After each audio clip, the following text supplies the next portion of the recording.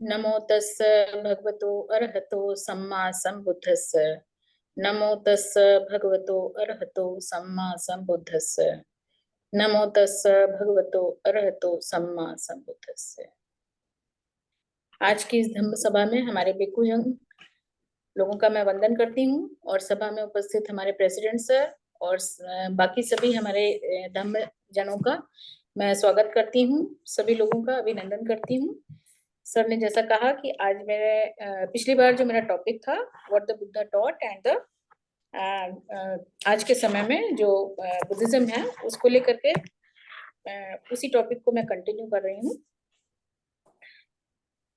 भगवान ने कहा है कि ओ भिक्षुओं, इस संसार में दो तरह की इलनेस होती हैं। वो दो तरह की इलनेस क्या है? पहली उन्होंने कही है कि फिजिकल इलनेस और सेकंड कही है कि मेंटल इलनेस। तो जो हमारी फिजिकल इलनेस है या कहें कि जो हमारी जिस तरीके से हमारी बॉडी में कोई प्रॉब्लम है, हमारी शारीरिक प्रॉब्लम्स हैं, कुछ किसी तरीके का दोष है, कुछ कष्ट हैं, तो इनको तो हम किसी तरीके से मेडिसिन लेकर के कुछ अन्य उपाय करके एक साल में, कुछ समय में, 2 साल, 10 साल, 20 साल या कुछ लंबे समय में भी उनको ठीक किया जा सकता है, दवा आदि लेके, मेडिसिन करके और कुछ खान पान आदि इस तरीके से उनको हम ठीक कर सकते हैं। लेकिन भगवान वहीं पे भगवान कहते हैं कि जो फिजिकल इलनेस है उसको तो हम इस तरीके से दूर कर सकते हैं, लेकिन भिक्षुओं इस संसार में अरहतों को छोड़ करके कोई बिरला ही, कोई एक भी पर्सन ऐसा नहीं होगा जो मानसिक कष्ट से किसी भी तरीके से क्षण भर के लिए भी मुक्त हो। ऐसा अरहतों को छोड़ दें तो ऐसा कोई भी पर्सन इस संसार में नहीं हो सकता है जिसको किसी भी तरीके की, चाहे कम हो चाहे ज्यादा हो, किसी भी तरीके की मानसिक परेशानी उसको ना हो, उसको कोई कष्ट ना हो, और बल्कि कोई भी इस संसार में क्षण भर के लिए भी मानसिक बीमारियों से या मानसिक किसी भी तरीके की परेशानी से वो मुक्त नहीं हो सकता है। भगवान तो यहाँ तक कहते हैं कि क्षण भर के लिए भी मुक्त नहीं हो सकता, यहाँ तक कि सोते समय भी वह अपने जो मानसिक परेशानियां हैं उनसे मुक्त नहीं हो सकता है। वो सोते समय भी उसके मानसिक स्थिति में इस तरीके से हावी रहेंगी कि वह ना तो प्रॉपर नींद ले पाएगा और उसी तरीके के ख्याल उसके मन में आते रहेंगे जो कि वो सपनों के रूप में आएंगे। तो वो सोते समय भी वो परेशानी की अवस्था में ही बना रहेगा अपनी मानसिक परेशानियों की वजह से। तो हम सभी लोग जानते हैं कि बुद्धास टीचिंग जो है विशेष रूप से जो उन्होंने कहा है वो मेडिटेशन या ध्यान को लेकर के उन्होंने बताया है। एक परफेक्ट मेंटल हेल्थ डेवलप करने को लेकर के मेडिटेशन जो है वो बहुत ही अच्छी चीज भगवान ने बताई है इसको लेकर के। लेकिन इसको लेकर के लोगों के बीच में कुछ आम धारणाएं और गलतफहमी इस तरीके से हैं कि ऐसी मिसअंडरस्टैंडिंग जो है वो किसी भी अन्य सब्जेक्ट को लेकर के नहीं है जितना कि मेडिटेशन को लेकर के है। हालांकि मेडिटेशन के ऊपर पहले भी कई टॉपिक्स में काफी लंबी चर्चा हो चुकी है और सभी लोग इसके बारे में काफी कुछ जानते हैं। मैं इसमें सिर्फ उसको एक मेडिटेशन को एक मतलब एक कंटेंट के फॉर्म में यहाँ पर है, मेरा उस पर कोई किसी तरीके की कोई चर्चा ज्यादा नहीं है। तो इस सब्जेक्ट को लेकर के भगवान ने कहा है कि इतनी किसी भी अन्य सब्जेक्ट पे उतनी मिसअंडरस्टैंडिंग लोगों के बीच में नहीं है। क्यों? क्योंकि ये जो मिसअंडरस्टैंडिंग है वह बुद्धिस्ट और नॉन बुद्धिस्ट दोनों के बीच में है। जैसे ही मेडिटेशन वर्ड आता है तो सबसे पहले लोगों के बीच में, लोगों के जहन में एक वर्ड आता है कि जिसको कि वो लोग इस तरीके से लेते हैं कि जीवन की जो डेली एक्टिविटीज हैं उनसे दूर हो जाना। ऐसा कुछ लोगों के बीच में मन में ऐसी कुछ गलतफहमियां बनी हुई हैं या डेवलप हो गई हैं कुछ विशेष परिस्थितियों को लेके, या कुछ इस तरीके के कंटेंट्स लोगों के बीच में प्रसारित हो गए हैं। कुछ ऐसा कुछ पुस्तकों में भी इस तरीके से उनकी चर्चा करती गई है ऐसा करके। तो लोगों ने उसको इस तरीके से ले लिया है कि जो डेली एक्टिविटीज से दूर हो जाना, मतलब किसी एक जगह पे चले जाना या किसी उसमें क्या कहते हैं, किसी विहार में या कोई मेडिटेशन सेंटर होते हैं, वहां पर चले जाना और अपने आप को जो सोशल एक्टिविटीज हैं उनसे बिल्कुल अलग कर लेना, अपने घर परिवार से भी अलग कर लेना। तो इसी तरीके से अगर हम रहेंगे तभी हम मेडिटेशन कर सकते हैं, अदरवाइज मेडिटेशन प्रॉपर तरीके से नहीं हो पाएगा, ऐसा कुछ विचार लोगों के मन में बना हुआ है। जब भी मेडिटेशन को लेकर के कुछ लोग इस तरीके से भी बात करते हैं कि उस जगह पर ये सेंटर है जहाँ पे 10 दिन का शिविर लगता है, और इस तरीके से कई शिव सेंटर आदि बने हुए हैं, तो उसको लेकर के, हाँ ये सही है कि हाँ, क्योंकि आजकल की भागदौड़ की जिंदगी में और जितना कुछ हमारे सराउंडिंग इतना वर्क रहता है, और हम जिस तरीके से जो हमारी मेंटल परेशानियां हैं उससे क्षण भर के लिए भी मुक्त नहीं हो सकते हैं, उसी तरीके से हमारी फिजिकल एक्टिविटीज भी इतनी ज्यादा होती हैं कि उससे हम अपने घर में रहते हुए उनसे हम मतलब कि वो कुछ ऐसा माइंड में रहता है कि ये होना चाहिए, ऐसा होना चाहिए, उससे हम काम से फ्री नहीं हो पाते हैं। तो ये ठीक है कि हाँ, फ्री होने के लिए घर में हमको वक्त नहीं मिल पाता, इसलिए किसी सेंटर पर जा करके हम उसको जो मेडिटेशन कर सकते हैं। लेकिन किसी सेंटर पर जाने की जरूरत तो, वो ठीक है जिनके पास समय तो किसी के पास नहीं है, तो किसी स्पेशल चीज को लेकर के या स्पेशल समय लेकर के, स्पेशल टाइम लेकर के, स्पेशल जगह लेकर के ही मेडिटेशन को करने का जो ये एक माइंड डेवलप किया गया है इस तरीके से, ये ठीक नहीं है। इसको इस तरीके की जो धारणा डेवलप हो गई है वो ठीक नहीं है। क्यों? क्योंकि जो एक और उसमें एक चीज ये भी आती है कि मेडिटेशन एक स्पेशल पोस्चर में ही बैठ करके कर सकते हैं, और किसी सोसाइटी रिमोट एरिया में जा करके स्पेशल किसी पेड़ के नीचे या जंगल में, जैसे कि पहले लोग समाज परिवार से दूर हो जाते थे, तो ऐसी कुछ धारणा लोगों के मन में है। और फिर उसमें भी है कि जैसे कुछ वर्ड्स को चैंटिंग करते रहना है, और उसमें भी समाधिस्थ हो जाना, आंख बंद करके तो चैंटिंग आदि करना ही मेडिटेशन है। और कुछ ऐसा मेडिटेशन को लेकर के लोगों ने इस तरीके की आम धारणा बना रखी है। लेकिन जो एक ट्रू बुद्धिस्ट होता है उसके लिए मेडिटेशन का इस तरीके का कोई भी ख्याल नहीं होता है। जो एक ट्रू बुद्धिस्ट है वो तो एवरी टाइम 24 आवर्स वो मेडिटेशन में ही रहेगा, कुछ भी काम कर रहा है। हम इस समय धर्म चर्चा कर रहे हैं तो हमारा जो एक माइंड है वो मेडिटेशन फॉर्म में ही है। क्यों? क्योंकि विदाउट मेडिटेशन हम हमारे माइंड में कोई ख्याल ही ना आता, हम वर्ड ही ना बोल पाते, हम बात ही ना कर पाते। यहाँ पर हमको क्या बोलना है, किस टॉपिक को लेकर के बोलना है, तो माइंड तो हमारा एवरी टाइम मेडिटेशन फॉर्म में रहना चाहिए। यही एक ट्रू बुद्धिस्ट की पहचान है। और एक बहुत अच्छा वर्ड सर ने ये बात बताई है कि माइंडफुल रहना एवरी टाइम 24 आवर्स। तो जो 24 आवर्स माइंडफुल है तो वो ऑलरेडी मेडिटेशन फॉर्म में ही है।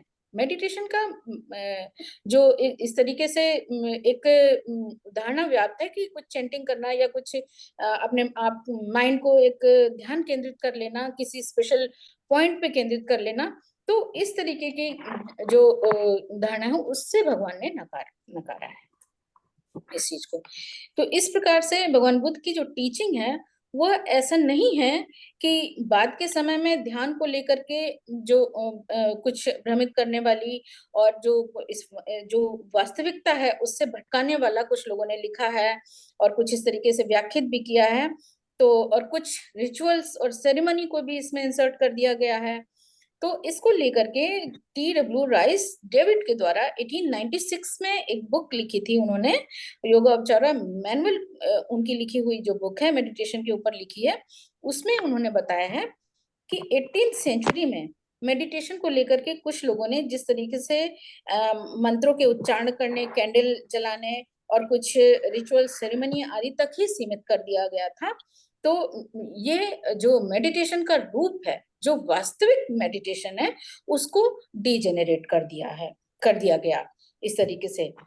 तो बहुत से लोग मेडिटेशन या योग के द्वारा कुछ आध्यात्मिक पावर जनरेट करने को, या फिर कुछ रिद्धि सिद्धि प्राप्त करने की, या कहें कि जो कुछ लोगों के माइंड में ऐसा भी रहता है कि मैं थर्ड आई डेवलप कर लूं, इस तरीके की जो बात भी लोगों के माइंड में बनी रहती है। और स्पेशली जो लोग इस तरीके की जैसा कि पहले अभी चर्चा हुई करी है मैंने, कि लोगों ने जो मेडिटेशन का रियल फॉर्म है उसको डीजेनरेट कर दिया है, तो लोगों के मन में ये जो क्या कहते हैं कि थर्ड आई जनरेट करना या कुछ स्पेशल पावर, आध्यात्मिक पावर अपने अंदर डेवलप कर लेना, इस तरीके की धारणा को लेकर के जो लोग मेडिटेशन करते हैं, तो उसको भगवान ने बहुत गलत कहा है।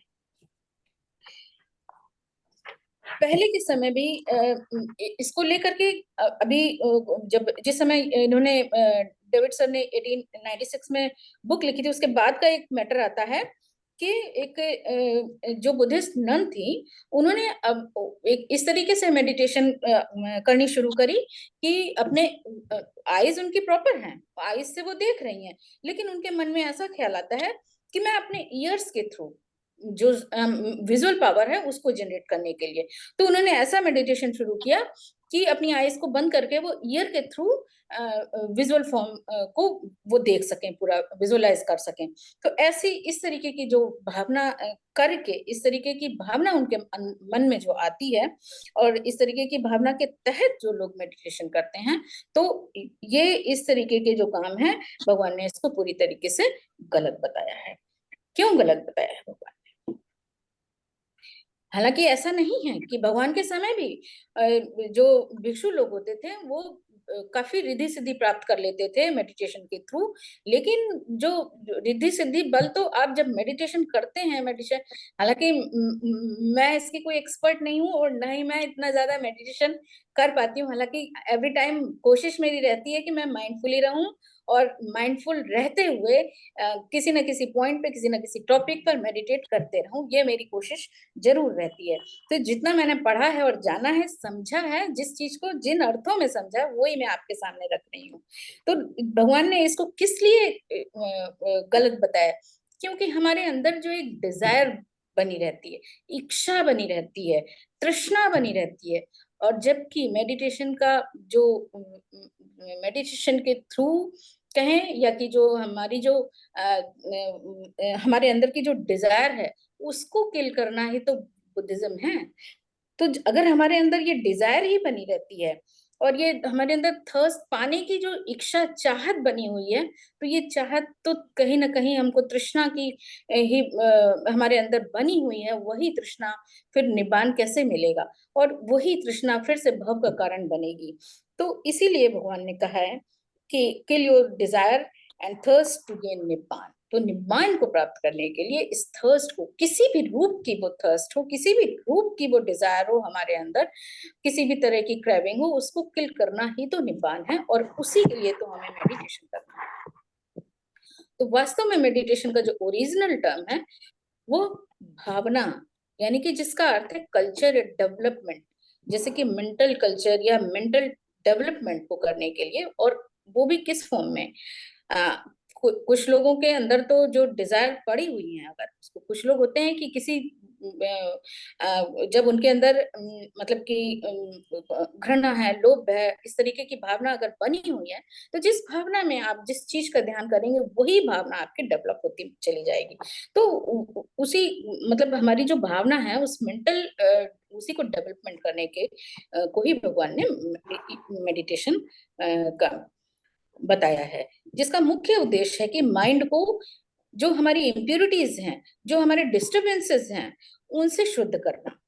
जैसे कि लस्टफुल थॉट्स हैं, डिजायर्स हैं, घृणा है, अकुशल विचार हैं, चिंता, बेचैनी, आलस, संदेह, शक आदि जो इस तरीके की भावनाएं हैं, उनको त्याग करके कंसंट्रेशन, अवेयरनेस, इंटेलिजेंस, कुशल विचार, अपनी कार्य क्षमता, अपनी एनालिटिकल थॉट्स जो हैं, कॉन्फिडेंस, जॉय, शांति, और अपनी जो हमारी प्रज्ञा है, प्रज्ञा चक्षुओं को डेवलपमेंट करना ही तो मेडिटेशन है। ये इसी भावना को डेवलपमेंट करना ही मेडिटेशन वास्तविक अर्थों में बताया है भगवान ने।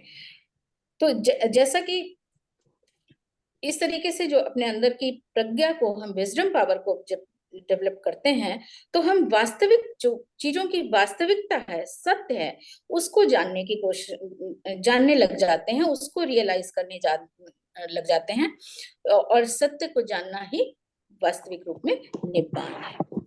तो ध्यान के दो तरीके होते थे। एक था कि मेंटल कंसंट्रेशन के थ्रू इस तरीके से मेंटल कंसंट्रेशन डेवलप करना, अर्थात समय, जिसको कि समथ भावना या समाधि कहते थे, जिसके द्वारा उस समय से बहुत से साधु सन्यासी गुरु आदि लोग जो होते थे, वो ऐसी स्टेट भी प्राप्त कर लेते थे ध्यान आदि के द्वारा, जो कि आम जनमानस के लिए बहुत ही ज्यादा रहस्यमय होता था। तो जिसके कारण ऐसे जो साधु लोग होते थे, सन्यासी लोग होते थे उस समय, तो उनका जो लोगों के बीच में, चूंकि लोग तो इस चीज से दूर रहते थे, तो जो लोग इस तरीके की अपने अंदर पावर डेवलप कर लेते थे, तो उनको लोग उनकी बातों को बहुत रहस्यमय पूर्ण से लेते थे, और उनको भगवान या ईश्वर का दूत भी समझने लग जाते थे, और समाज के में ऐसे लोग बहुत पूजनीय हो जाते थे। बुद्ध के अनुसार इस तरह की सभी स्टेट्स जो हैं, जो माइंड क्रिएटेड होती थी, यानी कि संखत थी, जो सत्य को रिवील नहीं कर सकती थी और ना ही निब्बान तक ले जाने वाली होती थी। तो भगवान ने स्वयं भी ध्यान के 8 ध्यान प्राप्त किए थे, लेकिन फिर भी वो संतुष्ट नहीं हुए। तो क्यों नहीं हुए? क्योंकि उन 8 ध्यानों से उनको किसी भी तरीके की शांति प्राप्त नहीं हुई, जिसकी चाह में वो थे, जिसकी खोज वो कर रहे थे। तो जब इसीलिए फिर उनको फिर आगे 6 वर्ष लग गए, और अंत में जाकर के जब सत्य का उनको ज्ञान होता है, तब फिर भगवान को शांति मिलती है। तो इस और जो ये 8 ध्यान प्राप्त करने पर भी आर्य सत्य को करने से भी आर्य सत्य को नहीं जाना जा सकता था। तो भगवान ने ध्यान का दूसरा मार्ग खोजा, जिसे विपश्यना कहते हैं, जिसके द्वारा हम वास्तविकता को जान सकते हैं, स्वयं को जान सकते हैं। स्वयं को अर्थात भगवान ने इसी शरीर को लोक कहा है। तो स्वयं को जान करके, लोक को जान करके, सत्य को, आर्य सत्य को रियलाइज कर सकते हैं, और यही जो है ये वास्तविक रूप से ट्रू मेडिटेशन है। क्योंकि ये एक एनालिटिकल मेथड है, जो कि माइंडफुलनेस, अवेयरनेस, विजिलेंस, ऑब्जर्वेशन पर बेस्ड होता है। मेंटल डेवलपमेंट और मेडिटेशन पर भगवान बुद्ध ने के द्वारा जो उपदेशित सूत्र को, जो कि हम सभी लोग जानते हैं, इस पे काफी चर्चा भी हो चुकी है, सतीपट्ठान सूत्र उन्होंने बताया है, जिसमें विपश्यना के 4 प्रकार से उन्होंने बताया है विपश्यना के लिए। पहली है कि कायानुपश्यना, सेकंड है वेदनानुपश्यना, तीसरी है चित्तानुपश्यना, और फिर धम्मानुपश्यना। तो इस पर पहले भी काफी चर्चा हो चुकी है। तो इस प्रकार से भगवान ने इस संसार में यह भी बताया है कि निब्बान के पथ पे में किस प्रकार की बाधाएं जो हैं, वो स्वाभाविक रूप से खड़ी भी रहती हैं। निब्बान मतलब मेडिटेशन तो हम कर रहे हैं, तो जरूरी नहीं है कि हम निब्बान की अवस्था को प्राप्त कर ही लें, क्योंकि जहां पर जिस प्रकार से एक मैग्नेट के 2 पोल्स होते हैं, तो उसी तरीके से हम जब किसी कुशल कर्म की ओर बढ़ रहे होते हैं, कुशल का राह पर चल रहे होते हैं, तो अकुशल राहें जो होती हैं, अकुशल बाधाएं होती हैं, वे भी कहीं ना कहीं साथ में चलती ही रहती हैं। तो उनको, तो इस प्रकार से निब्बान के जो पथ है, उसमें भी इस प्रकार की बाधाएं स्वाभाविक रूप से खड़ी ही रहती हैं। उनमें से कुछ इस प्रकार से हैं कि भगवान ने कहा है कि भिक्षुओं, भगवान बुद्ध के शब्द जो हैं वो सबके कानों में नहीं जा सकते हैं। सामने ही बैठा, जैसा कि बंदे जी अभी बता रहे थे कि यहाँ पर धम्म चर्चा चल रही है, तो जरूरी नहीं है कि उस चर्चा में सभी लोग शामिल हैं, बैठे हैं यहाँ पर, और वो उसको वास्तविक रूप से सुन भी रहे हैं, उसको ग्राह्य भी कर रहे हैं। तो भगवान बुद्ध कहते हैं कि जब धर्मोपदेश हो रहा हो, तो बुद्ध के जो शब्द हैं वो सबके कानों में नहीं जा सकते हैं। सामने बैठा हुआ जो मनुष्य है, उसका चित्त जो है वो कहीं, वहां बैठा वो जरूर है वहां पर, लेकिन उसका चित्त जो है वो कहीं और चलायमान हुआ रहता है। तो जब धम्म चर्चा हो रही होती है, तो चर्चा का एक भी शब्द उसके कानों में उस समय नहीं जा सकता है, क्योंकि वह बुद्ध वचनों को ग्रहण करने के लिए यह भी जरूरी है कि हमारे कुशल कर्मों का होना भी बहुत जरूरी है। फिर कहा कि जिस तरीके से गरीब मनुष्य के लिए परिस्थितिवश दानशील होना कठिन है, उसी तरह से अमीर के पास सब कुछ होते हुए भी कुशल कर्म, कुशल चित्त न होने के कारण उसका दानशील होना कठिन है। फिर उन्होंने कहा कि घमंडी मनुष्य को निर्वाण को सीखना बहुत कठिन है, क्योंकि जो घमंडी मनुष्य है वह, उसके अंदर इतना अहंकार भरा हुआ है कि ईगो के कारण वह अगले की बात को, अपनी बात के सिवाय अगले की बात को वो सही मानेगा ही नहीं, वो उसकी बात को काट देगा। तो इसलिए इसलिए फिर ऐसे मनुष्य जिनके अंदर ईगो बहुत ज्यादा है, घमंडी हैं, वो, उनको निर्वाण के पथ का सीखना बहुत कठिन होता है, वे उस राह पर चल ही नहीं पाएंगे। फिर कहते हैं भगवान की बलिदान की भावना होना बहुत कठिन है। बुद्ध का इस श्लोक में आना बहुत कठिन है। अशुद्ध चित्त के रहते मन को शुद्ध कर शुद्ध कर्म करना बहुत कठिन है। उसी तरीके से अपमान होने पर भी क्रोध को वश में करना आम मनुष्य के लिए बहुत ही कठिन होता है।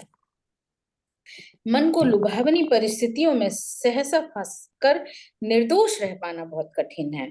फिर व्यापक और गहन स्वाध्याय में स्वयं को लगाए रखना बहुत कठिन है। उसी तरीके से किसी नौसिखिए को तुच्छता से न देखना बहुत कठिन है। विनम्र बने रहना कठिन है। अच्छे और हितैषी मित्रों का मिलना बहुत कठिन है। निब्बान मार्ग के पथ प्रदर्शक का मिलना बहुत कठिन है। सामने वाले की क्षमता अनुसार उसे उपदेश देना बहुत कठिन है। वह अवस्थाओं और परिस्थितियों से विचलित न होना भी बहुत कठिन होता है। अब उसी तरीके से अपने चित्त की रखवाली करना भी बहुत कठिन काम होता है। कृतज्ञ होना बहुत कठिन है। इस प्रकार भगवान ने कुछ कठिन कार्यों को, जो कि निब्बान के मार्ग में बाधक हो सकते हैं, ऐसे चीजों को भगवान ने इस तरीके से बताया है कि इस तरीके से ये कार्य बहुत कठिन होते हैं, जिनकी वजह से हाँ, निब्बान के पथ में बहुत बाधाएं उत्पन्न होती हैं।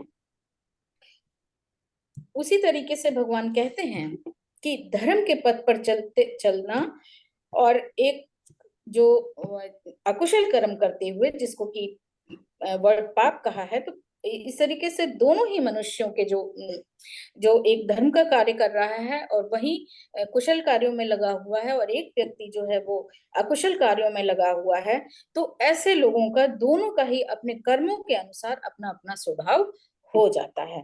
तो इस चीज को लेकर के भगवान यही कहते हैं कि इसीलिए भगवान बुद्ध के जो शब्द हैं वो कर्मों के अनुसार जो ग्राह्यता हमारी बन जाती है, उसी के अनुसार उनके शब्द हमारे कानों में जा सकते हैं। इसी पर कृतज्ञता को लेकर के भगवान ने जो कहा है कि कृतज्ञ होना बहुत कठिन है, और हमें हर हाल में कृतज्ञ बने रहना चाहिए। हमारा ये स्वभाव होना चाहिए कि हमारे अंदर जो, अगर हमारे साथ किसी ने कुछ भी किया है तो उसके प्रति हम कृतज्ञता को बना के रखें, कृतज्ञ बने रहें। तो इसी में एक छोटी सी कहानी है कि हिमाचल पर्वत की तलहटी में किसी झुरमुट में एक तोता कुछ अन्य पक्षियों के साथ रहता था। तो एक दिन बहुत तेज हवा के कारण, जो जिस बांस के झुरमुट में वो रहता था, तो वो बांस के झुरमुट में हवा चलने की वजह से, जो घर्षण के कारण उसमें आग लग जाती है। तो सभी पशु पक्षी जो होते हैं उस झुरमुट में, जितने भी पशु पक्षी रहते हैं, वो आग लगने की वजह से उधर उधर दौड़ने लगते हैं। तो तोता जो था, वो जो कि काफी लंबे समय से इसी झुरमुट में रह रहा होता है, तो झुरमुट के उपकार का बदला चुकाने के लिए वो संकट में पड़े हुए असंख्य जो पशु पक्षी होते हैं, उनके प्रति उसके मन में जो दया भाव होता है, उसके कारण उन्हें बचाने के लिए निकट के तालाब में जाकर के अपने पंखों को भिगो करके वो आग के ऊपर आता है और अपने पंखों से फिर वहां पर पानी की वर्षा करता है, वो आग को बुझाने का काम करता है। तो उसकी इस प्रकार से चूंकि उसके अंदर जो था वो इस स्थान के प्रति कृतज्ञता उसके मन में जो थी, और जिनके साथ वो रह रहा होता है उनके प्रति जो उसके मन में दया भाव होता है, असीम करुणा उसके मन में, हृदय में जो भरी होती है, तो वो बिना थके हुए ही ये काम करता रहता है। तो उसकी इस प्रकार से इस भावना को देख करके, तो वो जो देवतागण होते हैं, वो इस चीज को देख रहे होते हैं और उसको देख करके बहुत प्रसन्न होते हैं। तो वे आकाश से उतर के पृथ्वी पर आते हैं और तोते से पूछा उन्होंने कि तुम बहुत बहादुर हो, किंतु इतनी बड़ी आग पर तुम कुछ पानी की बूंदे छींटे गिरा करके तुम किस लाभ की अपेक्षा करते हो, तोते से उन्होंने पूछा। तो तोते ने उत्तर दिया कि ऐसा कुछ भी नहीं है, कि जो कृतज्ञता और आत्मसमर्पण की भावना से सिद्ध नहीं हो सकता है। मैं बार बार कोशिश करता रहूंगा, फिर चाहे मुझे एक जन्म मुझे कई जन्म क्यों ना लेना पड़े। तो जो देवता होते हैं तोते की इस भावना से बहुत प्रभावित होते हैं, और फिर दोनों मिलकर के उस आग को बुझा देते हैं। तो तोते की इस कहानी के थ्रू जो कृतज्ञता का भाव है, असीम करुणा का जो भाव है, उसको उसके द्वारा फिर मतलब उसको हेल्पफुल लोग भी मिलते हैं, और जिसके द्वारा तोते के छोटे से प्रयास से ही जो उसको हेल्पफुल लोग मिलते हैं, उनके थ्रू उस बड़ी आग को बुझाने में उसको पूरी मदद मिलती है। इसी प्रकार से जो भगवान ने कहा है कि मूर्ख मनुष्य जो है वो बिना परिश्रम और प्रयास के ही अच्छे परिणामों की अपेक्षा रखने लगते हैं, किंतु जैसे बुनियाद के बिना कोई तीसरी मंजिल का बनना बहुत कठिन है, नहीं बन सकती है, तो ठीक उसी प्रकार से बिना परिश्रम और प्रयास के भी अच्छे परिणाम का फल नहीं प्राप्त हो सकता है। तो अपने इन इस प्रकार से जो धम्म चर्चा के थ्रू हम भगवान बुद्ध के वचनों का एक तरीके से उच्चारण करते हैं, उनको सीखने की कोशिश करते हैं, लोगों को बताने की कोशिश करते हैं। तो इस प्रकार से अपने इन छोटे से प्रयासों के द्वारा ही हम कोशिश करते हैं कि भगवान बुद्ध के जो वचन हैं वो जन जन तक पहुंचे। और इस काम में पात्रा सर की को मैं बहुत बहुत साधुवाद देती हूँ कि आप इस काम को आगे ले जा रहे हैं, हमारे भिक्षुजन उस काम को आगे ले जा रहे हैं, और इस धम्म सभा में उपस्थित सभी लोग इस काम को आगे ले जा रहे हैं। तो ये हमारा छोटा सा जो प्रयास है, इसके द्वारा हम भगवान बुद्ध के वचनों को जन जन तक पहुंचा सकते हैं, और कोशिश कर सकते हैं अपने छोटे से प्रयास के द्वारा कि इसके द्वारा सभी का कल्याण हो। इसी भावना के साथ मैं अपनी वाणी को यहीं पे विराम देती हूँ, और सभी लोगों को मेरा नमो।